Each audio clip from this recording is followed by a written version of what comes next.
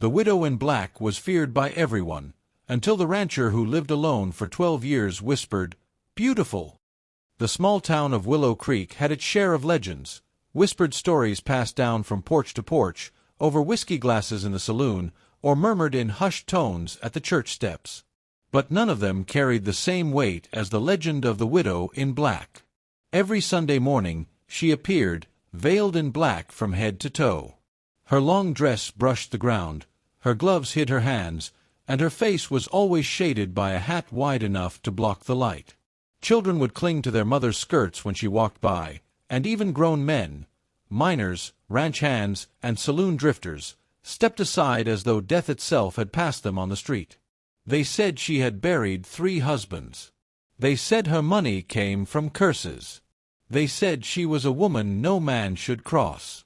No one knew the truth, but everyone agreed on one thing: you didn't talk to the widow in black. Except one man. Miles Turner had lived 12 long years alone on the edge of town. His ranch stretched wide across the hills, but its silence stretched wider.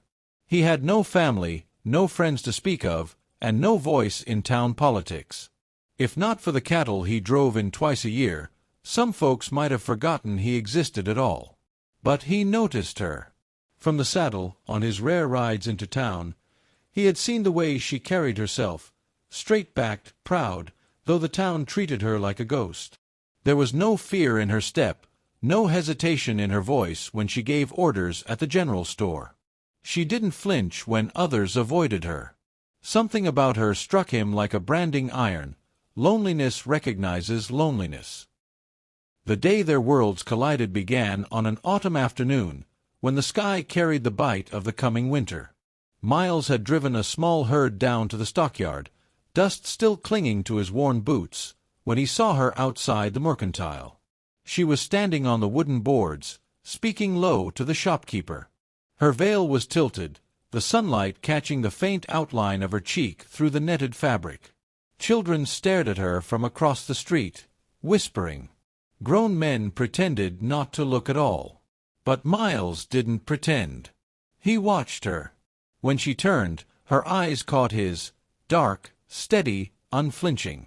For the first time in years, Miles felt a hitch in his chest. The widow in black moved down the steps, but her heel caught on a loose board. She stumbled, dropping the paper package she carried. The townsfolk froze, unsure if they should help. No one moved. Miles did. With long strides he crossed the street, scooped the package before it hit the dust, and held it out to her. Her gloved hand hesitated before taking it. "Thank you," she said, her voice low and smooth. "Ma'am," Miles replied, tipping his hat. His voice was rough from disuse, but steady. The street seemed to hold its breath. A rancher who hadn't spoken to anyone in months, speaking to the widow in black. It was enough to set tongues wagging for weeks. But to Miles, none of that mattered. All he saw was a woman carrying a silence as heavy as his own. That night, Miles couldn't sleep.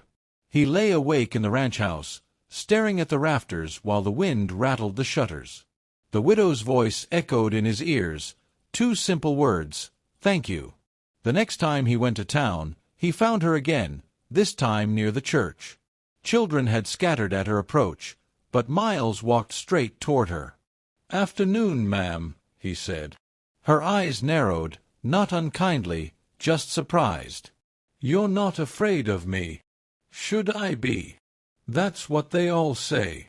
He studied her a moment. "I don't listen to talk." The veil shifted slightly, as though she almost smiled. Almost. Days turned to weeks, and Miles found himself drawn back to town more often than he had in years. Sometimes he caught sight of her at the bakery, sometimes at the river, sometimes simply walking the edge of town where the weeds grew tall. Each time, he tipped his hat.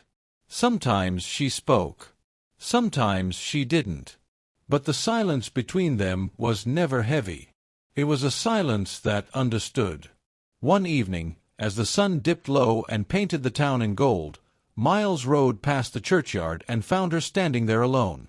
Without thinking, He dismounted and walked to her side. For a long while they stood together, saying nothing. The wind moved through the trees, carrying the scent of autumn leaves.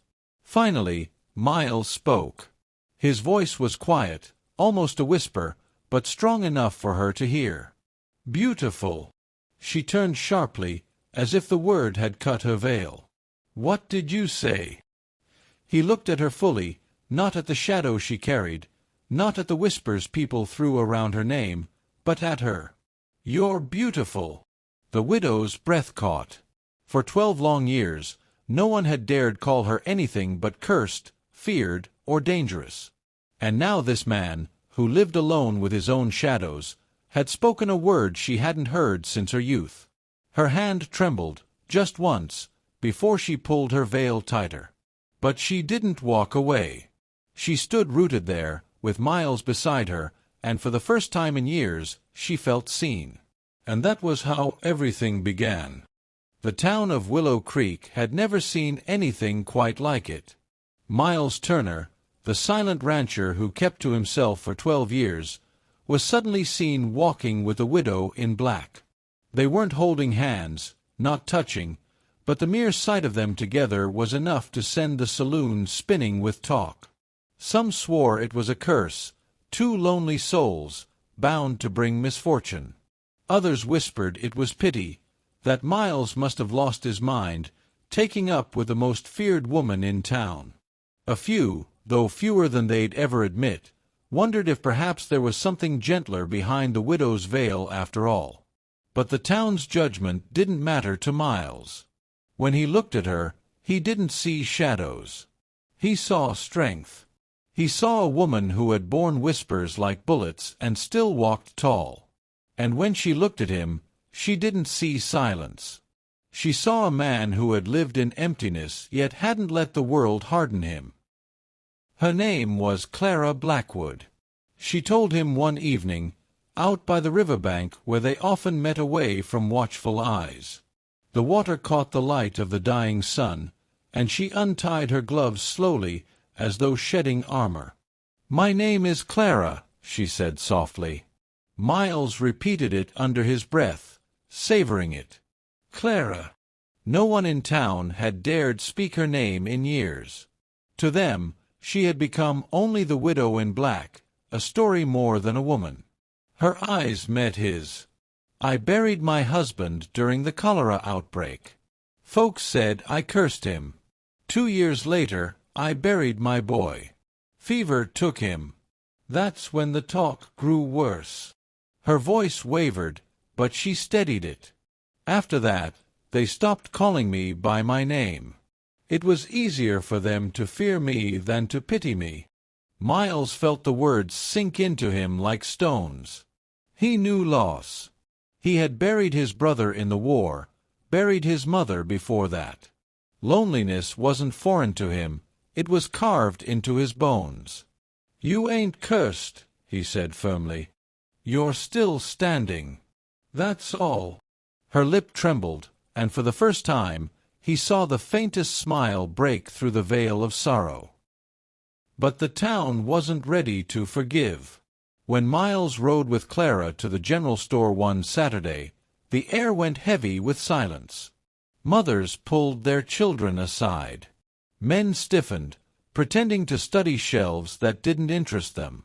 The shopkeeper's hands shook as he took Clara's coins. Miles saw it all, and anger burned in him hotter than a branding fire. But Clara only kept her back straight, her voice calm, her eyes forward. "Let them talk," she whispered to him once they stepped outside. "They've always talked. It doesn't change who I am." He tipped his hat lower, but inside, his decision hardened. He wouldn't let her stand alone anymore. Winter came early that year. Snow dusted the rooftops and lay thick on the ranch roads. Miles invited Clara to his ranch, not out of pity but out of want. He wanted her company, her laughter, the quiet way she filled the space he had lived in alone for too long. She stepped into his cabin for the first time, her black dress sweeping the floor, her gloved hands brushing the wooden frame. The firelight cast her veil in amber glow. "You've lived here all these years?" she asked. "Ain't much, but it's home," he said. Her gaze lingered on the simple table, the lone chair, the dust that settled in corners. "Looks like a man who forgot how to live." Miles chuckled low. "Maybe I was waiting on someone to remind me." Clara's eyes softened, and she touched the wooden table with ungloved fingers. "Then maybe you've found her." Word spread fast. By Christmas, half the town swore the widow had bewitched him. A few men, emboldened by whiskey, muttered it aloud in the saloon. Miles ignored it at first, but one night a ranch hand sneered too loudly. "Careful, Turner. You bed down with that cursed widow, you'll be next in the ground." The saloon went silent. Chairs scraped back. Miles stood, tall and steady, his voice carrying across the room. "Say that again." The man faltered under the weight of Miles's stare. No one did. The matter was settled, and from then on, folks learned to keep their gossip quiet when the rancher was near. But the true turning came in spring. The river swelled with melted snow, and one afternoon a young boy slipped on the bank and was swept away in the current. Townsfolk shouted, too afraid to jump in. Clara didn't hesitate. She threw off her veil, her boots, and plunged into the raging water. Her black dress dragged heavy, but she fought the current, reaching the boy before it carried him downstream. She pulled him to shore, coughing, clutching him tight. The townsfolk watched in stunned silence. For the first time, they saw not a cursed woman, but a mother who had once lost a son and would never watch another child slip away if she could stop it. That night, word spread not of curses but of courage. And when Clara walked into town the next morning, fewer eyes turned away. Some even nodded. By summer, Clara no longer wore black. She still dressed modestly, but the veil was gone. The sunlight caught her hair, threaded with silver, and her laughter, rare but real, could sometimes be heard near the riverbank where she and Miles often walked. On a warm evening, as the sky burned orange and the cattle lowed in the distance, Miles took her hand in his. 12 years I lived without saying a word that mattered," he said. "But I've got one more thing to say, Clara." Her heart pounded. "What's that?" He looked at her with the same steady eyes that had first seen through her shadows. "You're not cursed. You're my future." Tears welled in Clara's eyes, but her smile was radiant. "And you, Miles Turner, are my beautiful second chance." That autumn, the church bell rang for a wedding. For the first time in years, the pews were full. Some came out of curiosity, others out of hope, but all of them witnessed the widow in black walk down the aisle, not veiled in sorrow but dressed in soft blue, her hand held by the man who had whispered beautiful when no one else dared. And in that moment, the legend of the widow in black ended. What began was the story of Clara and Miles, a love born of silence, of scars, of courage to stand against whispers. A love that turned fear into respect, loneliness into companionship, and shadows into light. The town never feared her again.